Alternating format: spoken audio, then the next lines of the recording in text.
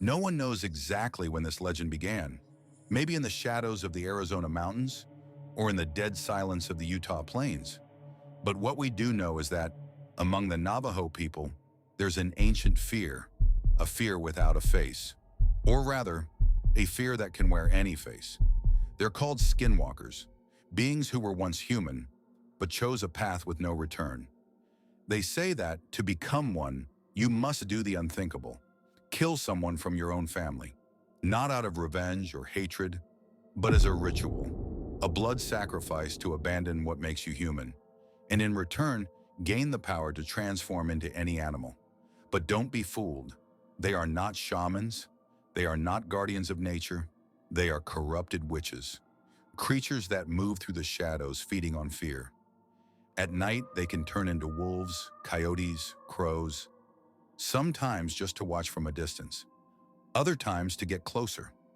And some say they don't just copy shapes, but voices too, as if you heard your mother calling you from the woods, even though you know she's asleep inside the house. And the strangest part? The Navajo elders refuse to talk about them, as if just saying the name is an invitation, as if speaking Skinwalker out loud is the same as letting it in.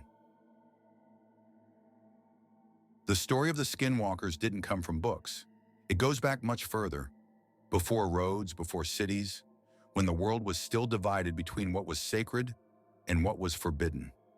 Among the Navajo people, one of the largest indigenous groups in North America, knowledge was passed down from generation to generation, but not everything could be spoken aloud.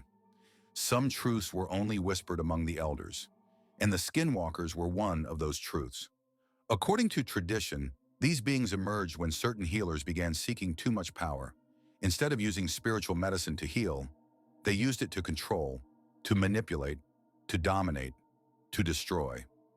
That's how the Yi-Naldlushi were born, as the Navajo call them. Literally, those who walk on all fours, a title that carries a curse. They were once shamans until they crossed the line.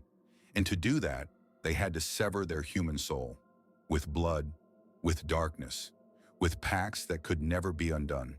The legend says that once the ritual is complete, there's no turning back. The Skinwalker leaves the world of men and enters a space between worlds, not fully animal, not fully spirit. That's why the Navajo avoid speaking about them, because to them, this isn't just a myth. It's real, and it's closer than you think. Have you ever noticed that among the Navajo, no one speaks about skinwalkers out loud? Not in gatherings, not at home, not even among the elders. It's not out of respect, it's out of fear. The elders say that talking about them draws them in, as if every word is a summons, as if simply telling the story is a way of opening a door. Many believe that just saying a skinwalker's true name allows it to know where you are. And some say that if you talk about one at night, it hears you. That's why, within Navajo communities, silence became a form of protection. Children learn from an early age that there are things you don't talk about, don't ask about, and definitely don't stare at for too long. And when someone pushes too hard, the elders look away or change the subject, as if they're not just trying to protect themselves, but you too. To them, this legend isn't entertainment, it's survival. And maybe the most terrifying part is that those who've seen a real skinwalker rarely talk about it, either because they were too afraid or because they didn't live to tell. So, what exactly are skinwalkers? Witches? Demons? Or something we simply can't understand? Some scholars say they're nothing more than corrupted shamans, men and women who once walked the path of healing and chose the opposite. They use sacred rituals to summon dark forces, to deceive, manipulate, destroy. Others believe they are something far older, creatures that were here before us, wild spirits shaped by the world's pain and rage, and they wear human bodies as a disguise. Among the Navajo, they're seen as a living curse, something that holds power, but never wisdom, because a skinwalker doesn't seek balance, it seeks control. It's not uncommon for people to compare them to demons. After all, there are reports of glowing eyes in the dark, of human voices coming from animals, of a presence that chills the air around you.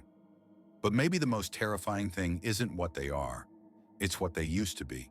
Human, like me, like you, ordinary people who made a choice and were never the same again.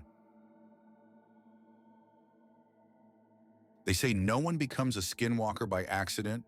You have to want it so badly that nothing else matters. But the price is high, too high. The ritual isn't written down anywhere. It's passed in secret, word of mouth, like a plague that spreads in silence. To take the first step, you must break the greatest taboo. Take the life of someone from your own blood, a brother, a sister, a parent, not out of anger, but as a sacrifice. The killing must be cold, calculated, no guilt, no tears, as if it were just part of the process. From there, the body is consecrated in a corrupted sacred circle. Symbols carved into the ground with ash, bones, and blood. Chants are spoken, but they're not prayers. They're invitations, calls to the forces that live in the cracks of the world. And then, something changes. The spirit shatters. The soul dissolves. And what's left behind is something else entirely.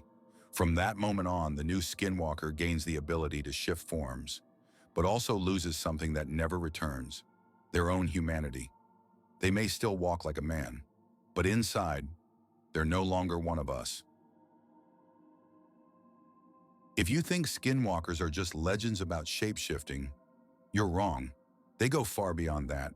Shifting form is just the surface, a disguise, the bait. The real terror lies in what they can do without ever being seen. There are reports of inhuman speed, creatures that vanish between trees like shadows, that scale cliffs as if their bodies have no weight, that cross deserts in minutes, as if time itself bends around them. Some say they can read your thoughts. Others swear they speak inside your mind, as if they plant ideas, nightmares, or fear. And there are those who claim they can become someone you know, not just mimic the voice, but the way they walk, their scent, their gaze. Imagine hearing your mother calling from outside the house, but she's asleep in the bedroom, or seeing your dog standing in the dark, staring back at you with human eyes. Skinwalkers are also masters of manipulation. They create illusions, distort time, make you doubt your own senses. Some stories speak of sudden sickness, healthy bodies decaying in days, animals going mad, and homes that never feel peaceful again. It's not just power, it's influence, presence. When a skinwalker is near, the whole world seems to change with it. The most well-known ability of the skinwalkers is to transform into animals. But that transformation isn't random, it carries intention. The Navajos say that each animal represents a specific kind of power, and the skinwalker chooses its form based on what it wants to achieve. The coyote, for example, is the most common, a symbol of cunning, speed, and deception. Perfect for spying, getting close, vanishing. The wolf carries the instinct of a hunter: strength, territorial dominance, ferocity. When someone sees a lone wolf with human eyes, it's best to run. Crows and owls are also common. They bring the all-seeing gaze. They watch from above, observe without being noticed. Sometimes they stay for days, just watching. Bears, deer, and even big cats like pumas are seen less often. But when they do appear, they come with a strange feeling, as if something about that animal isn't right, something out of place. And the most disturbing part, even though these animals look real, they never behave the way they should. They don't flee, don't attack, don't back away. They just stare. It's like their eyes are speaking, like someone is inside that skin, because that's what a skinwalker does. It wears the body of the beast, but the monster was already there. Every curse begins with a choice, and every power demands a price. Skinwalkers can run like animals, see in the dark, smell fear from miles away, But what they've lost is impossible to measure. For starters, they don't sleep like we do. They live on the edges of reality, always alert, like predators trapped in human bodies. They feel pain, but in a different way, as if their bodies are constantly fighting the form they take, as if the transformation is a poison that slowly eats them from the inside. They can no longer live among others. They are outcasts, pariahs. Even other witches avoid them, because once the soul is broken, there's no way back. It's said that a skinwalker's eyes never return to normal. Even in human form, they carry a sickly glow, a reflection of everything they've lost. And there's a persistent rumor that over time they go mad. The mind fractures, their voice blends with the voice of animals. Thought becomes noise. Some end up straying so far from what's human, they forget who they were, or even who they killed to get there. The price isn't just blood, it's abandonment, isolation, and the certainty that no matter how powerful they become, they'll never be accepted by any world. Not ours, not theirs. The question many people ask is simple, but the answer is never clear. How do you protect yourself from a skinwalker? The Navajo elders say that once it chooses you, escaping is almost impossible. But there are ways, not guarantees, only chances. Some believe that white ash, made from burned bones, works as a barrier. Spread around the house, it may keep the creature from entering, but only if the circle is complete and untouched.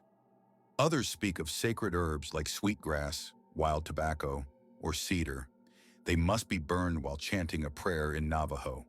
But be careful, if the prayer is said in fear, the skinwalker can sense it. Some shamans still use silver amulets, because they say pure silver burns the skin of these creatures. It won't kill them, but it keeps them away. There are also those who claim that saying a skinwalker's true name can break its power. But there's the catch. The ones who know that name rarely live long enough to say it. In the end, perhaps the best defense is silence. Avoid direct eye contact. Avoid speaking of them out loud, because according to the Navajo, mentioning a skinwalker is like leaving the door slightly open, and if it's listening, it just might decide to step in. It was around 3 in the morning. The sky was clear, not a single cloud. The only light came from the truck's headlights and a pale moon, watching everything in silence. The trucker, a road veteran, was driving down Route 491 in New Mexico, a road the locals call the Highway of Death. He had heard the stories, but never paid much attention until that night. Up ahead, a figure appeared in the middle of the road, small, hunched. It looked like a coyote, but something was off. The way it moved, the way it stared.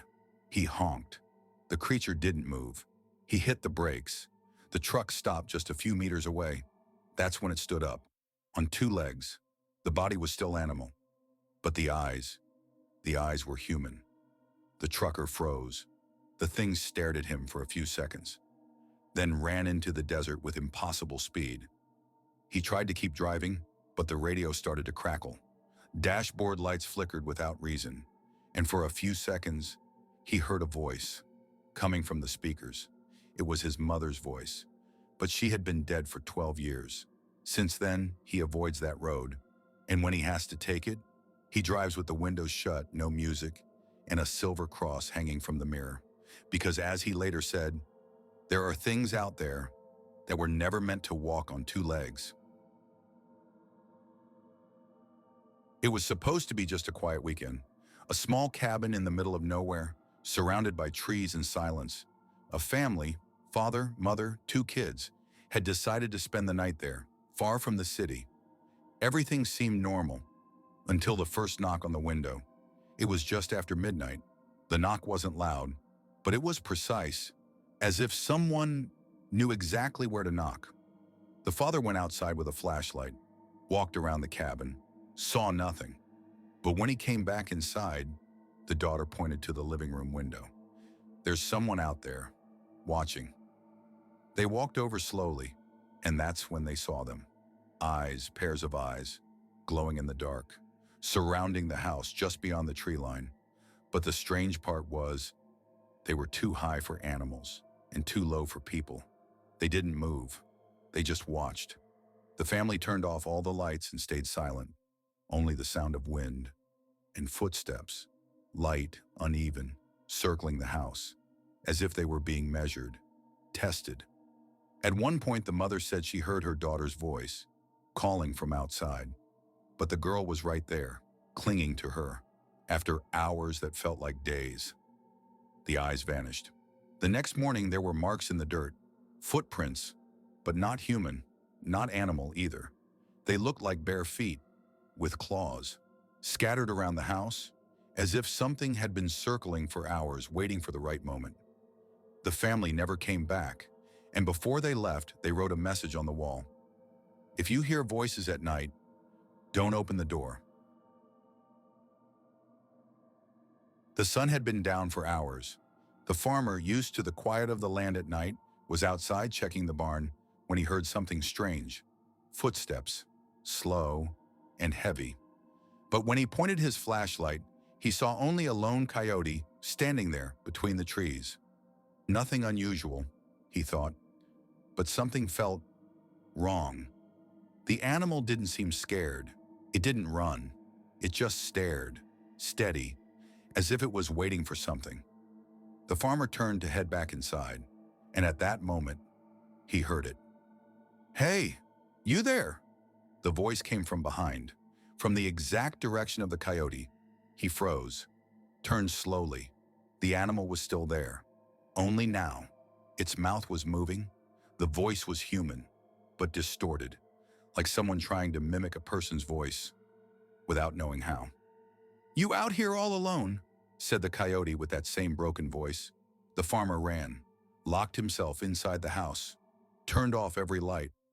For hours he heard footsteps outside, in the same voice, repeating strange things. "Let me in. I'm lost.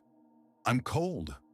By morning he found scratches on the doors, and on the ground, animal tracks that turned into human footprints, then back into animal prints. Since that night, he's never gone out after dark, and now he leaves salt and silver by every window. Because now he believes what the old Navajo always said: not every voice that sounds human comes from something human. At the top of a remote hill, surrounded by thick woods, stood an old cabin. Dark wood, shattered windows, and a feeling that time had simply stopped there.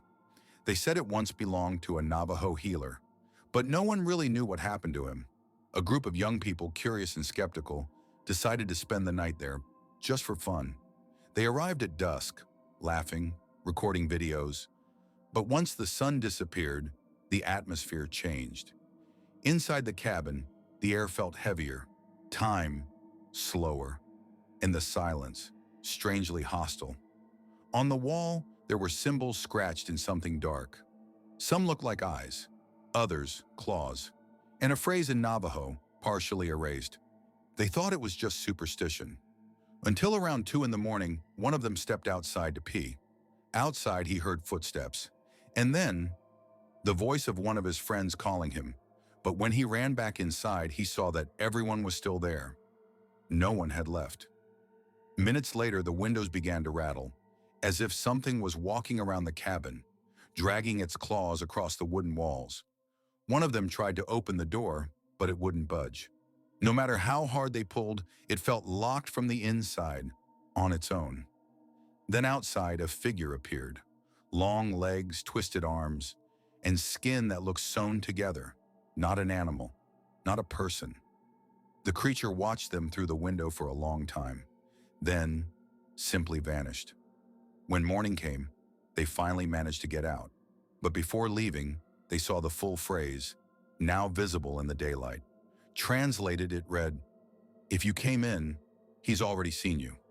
The cabin was burned down by locals a few days later, but they say that on certain nights the sound of scratching can still be heard, coming from the hill. Two brothers and seasoned hunters decided to camp in the Ute Mountains of Colorado, a remote area, old trails full of stories the elders avoided talking about. But they didn't believe in legends. They were there for deer and for silence. The first night went smoothly, but on the second, something changed. The usual sounds of the forest, owls, insects, rustling leaves, vanished. It was as if the world had stopped breathing.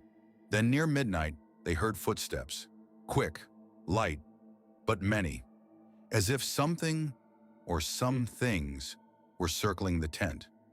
One of the brothers stepped out with his rifle. He saw a figure in the distance.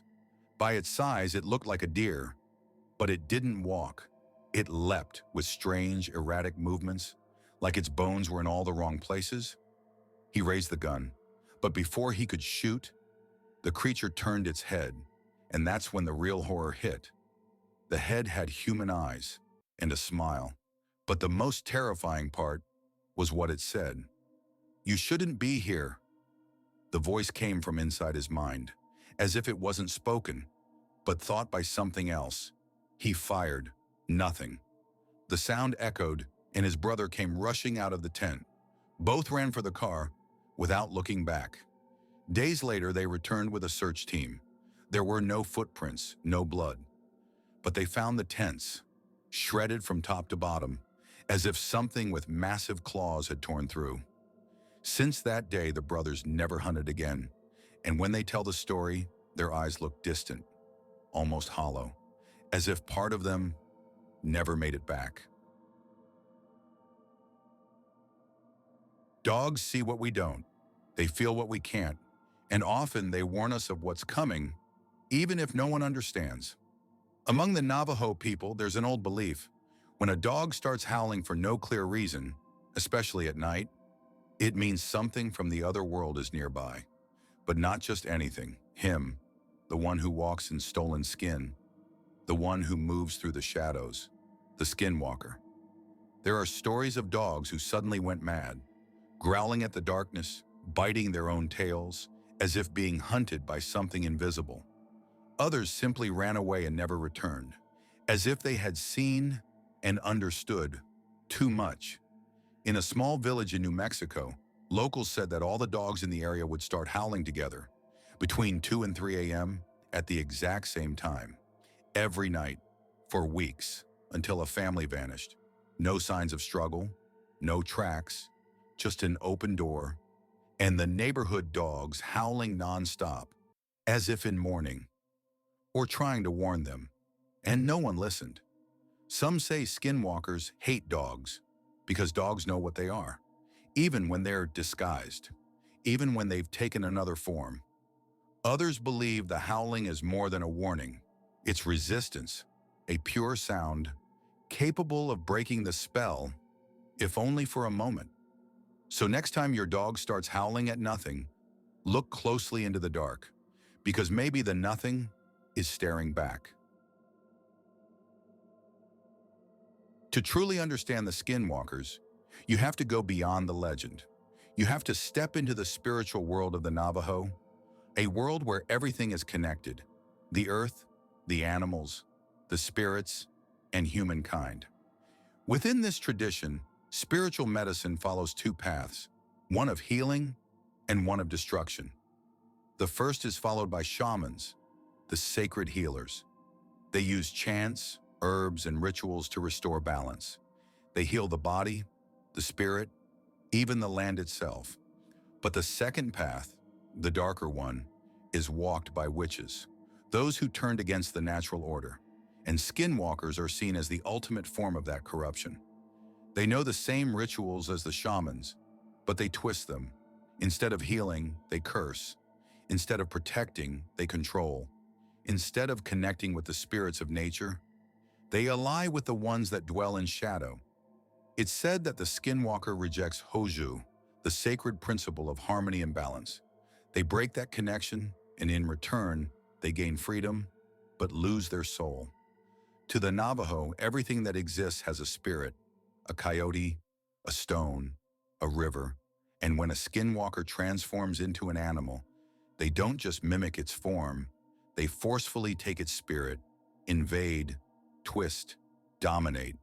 That's why the elders won't speak of them, because to speak is to name. And in Navajo spirituality, to name is to summon. Silence is a sacred form of protection. Not every monster lives in the shadows of the forest. Some live inside the mind. Among researchers and psychologists who study indigenous folklore, one question comes up often. What if skinwalkers are a metaphor, a dark reflection of the human mind when it breaks? In some communities, people who showed aggressive, paranoid, or disturbing behavior were believed to be touched by dark forces, or worse, seen as possible witches. As if mental illness was a sign of possession. And that's where the cycle of fear begins. The isolation, the suspicion. Someone who spoke to themselves, avoided eye contact, stayed awake through the night, quickly became the subject of whispers, and soon one word would surface: skinwalker. But there's also the other side, the one who saw too much, the one who witnessed something so far from reality that the mind simply shattered. There are stories of witnesses who were never the same, people who saw something with human eyes, in an animal's body, something that spoke in a human voice, but never moved its lips. And from that moment on, they couldn't sleep. They had breakdowns, or fell completely silent. The line between legend and madness is thin, very thin, and maybe that's exactly where skinwalkers like to walk most, on that blurry edge between what's real and what no one will ever believe. The first time someone hears about skinwalkers, it's common to ask, so, it's like a werewolf, right? But no, not exactly. While a werewolf is a creature that transforms against its will, cursed, driven by the full moon, the skinwalker chooses what it does. It wants to transform. It wants the power. And more than that, it knows exactly what it's doing. Werewolves are victims of their curse. Skinwalkers are the authors of the spell. In other cultures, there are similar beings. The Naguals of Mexico, witches who take animal form. The Therianthropes of ancient Europe, creatures with the soul of a beast. Even the Rakshasas from Hinduism, demons who change their shape. But the skinwalker carries something the others don't, a deep spiritual weight. It bears the guilt of a ritual crime. It broke with its tribe, its family, everything sacred. That's why it isn't just a monster, it's a traitor. While other creatures can be fought with silver or fire, a skinwalker demands more than that. It demands knowledge.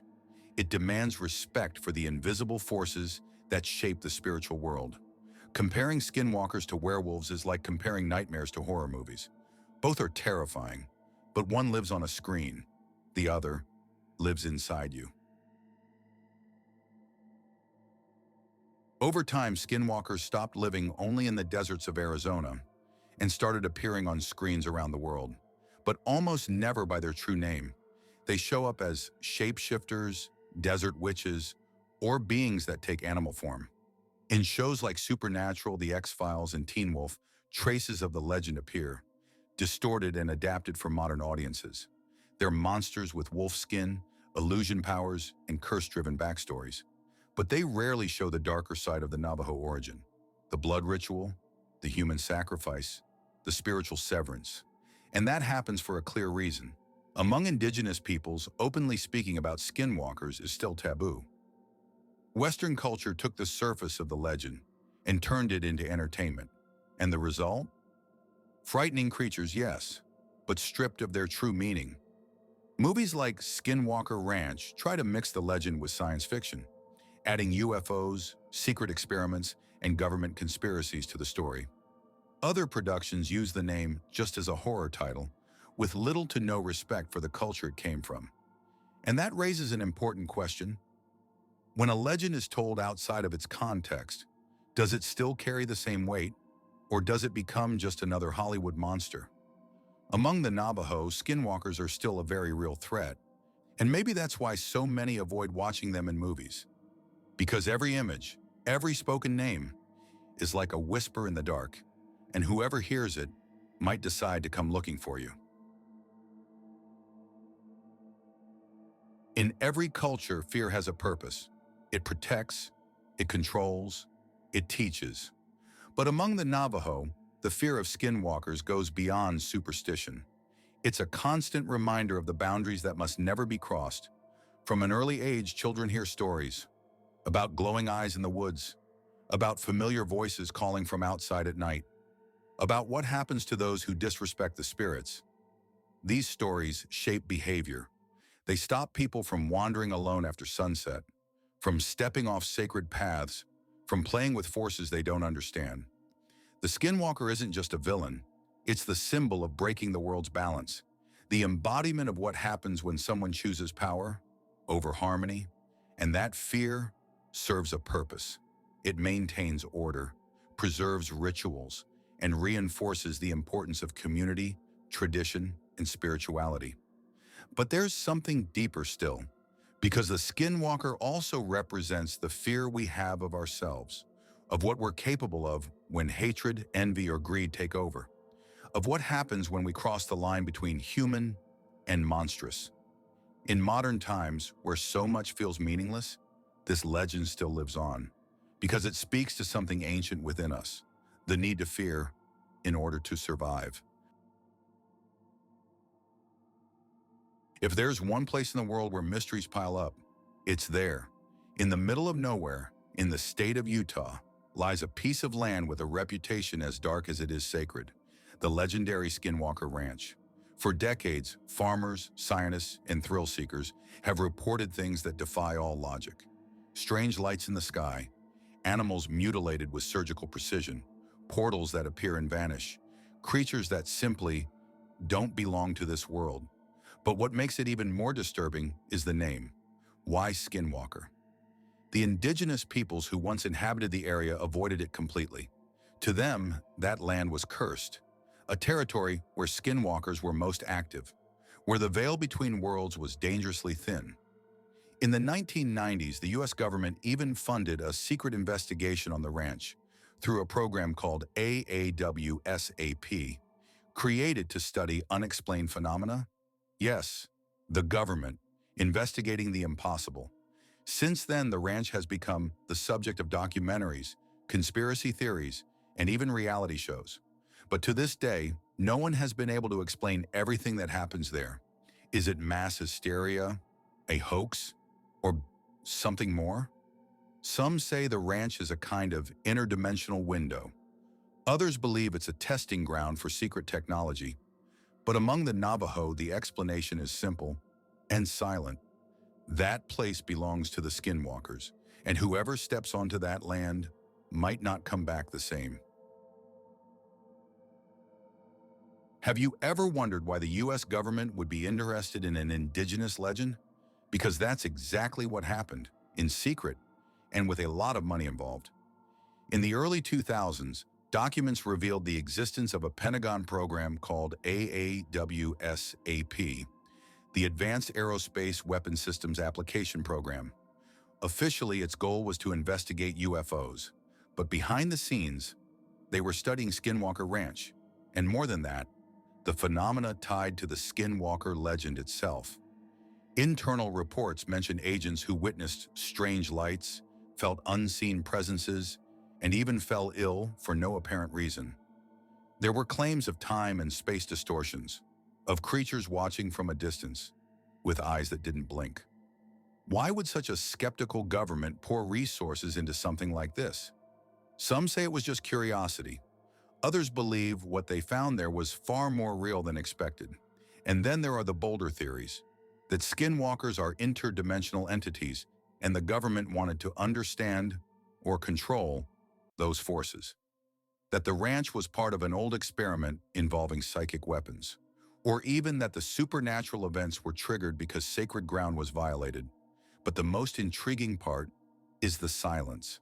Many files from the project remain classified, and those who were involved rarely speak about it, as if they're afraid, not of the government, but of what might still be out there. There are places in the world where the air feels heavier, where silence has weight, where every step echoes. as if being watched. In Arizona, there are regions where elders whisper stories, but never speak them out loud. Forgotten villages, rarely used roads, lands where even animals refuse to step. They say something was broken there, long ago. An ancient pact, a disrespect for forces that should never have been provoked. Some families report facing unexplained tragedies, generation after generation, illnesses that come out of nowhere, footsteps outside without any tracks, faces at the window, vanishing the moment you turn on the light. Some say these places aren't just haunted, they're cursed, and always quietly their name comes up again. Skinwalkers. Some believe they are the guardians of the curse. Others think they're its very source, creatures tied to the land itself, as if the soil is soaked with their presence, as if every grain of sand remembers the blood spilled there. Some shamans have tried to cleanse these lands through ritual, but most eventually give up. They say it's too late, that what was awakened doesn't want to sleep again. And so these regions remain lost from the map, but remembered in the nightmares of those who dared to pass through. When you hear the word skinwalker, you probably think of something supernatural, witchcraft, dark magic, restless spirits. But what if it's stranger than that? In recent years, a new theory has started to surface in obscure forums, independent investigations, and even in leaked government documents. What if skinwalkers aren't evil spirits, but something else entirely? Yes, extraterrestrials. Sounds absurd. But let's look at the facts. At Skinwalker Ranch, the epicenter of it all, there have been reports of UFOs, floating lights, and creatures appearing out of nowhere, as if stepping through portals. Witnesses describe glowing eyes in the dark, not reflecting light like animal eyes, but shining like lenses. Others report beings that mimic human voices with eerie perfection, something biologically impossible for any known animal, but not for an advanced intelligence. So what if skinwalkers aren't just legend? What if they're entities moving between dimensions, watching, testing, copying? Or worse, what if the Navajo legend was never just a myth, but an ancient attempt to explain the unexplainable? What if what they called witchcraft was actually technology beyond human understanding? There are no clear answers, only questions. But one thing's becoming certain. The more we investigate, the more the line between supernatural and extraterrestrial begins to blur. And maybe, just maybe, we're dealing with something that is both. The legend speaks of dark forests, silent deserts, and ancient rituals. But what if skinwalkers aren't trapped in the past? What if they're still out there, among us? Some believe that skinwalkers are eternal, that once the transformation is complete, there's no going back. These beings don't age like we do. They change form, change places, change faces. They could live in the shadows of a city, hold a regular job, watch, learn, wait. There are modern reports, encounters in national parks, along desolate highways, even in urban neighborhoods. People claim to have seen eyes that weren't quite human, or heard familiar voices in impossible places, as if something or someone was imitating what we love, just to get closer. But the most disturbing part? The feeling.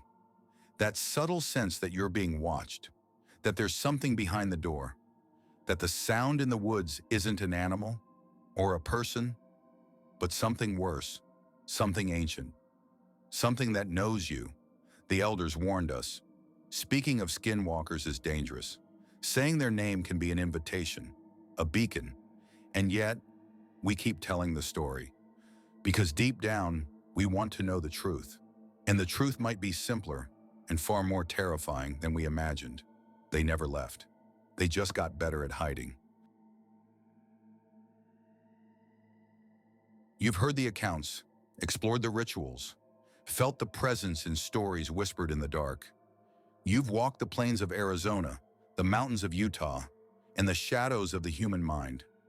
But now the sound fades, the voice goes quiet, and all that's left is doubt. Are skinwalkers just pieces of an ancient myth, or are they something real? A hidden threat, lurking between the natural and the impossible? Maybe the answer will never come. Maybe right now, as you listen to these final words, something is watching you from a dark field, from an unlit trail, or from the reflection in a mirror where your face no longer looks like your own. Remember, the true power of a legend doesn't lie in whether it's real. It lies in making us look into the darkness and hesitate. Thank you for watching. This was the series, The Secret of the Skinwalkers. And the final question we leave behind: do you still believe you were ever alone?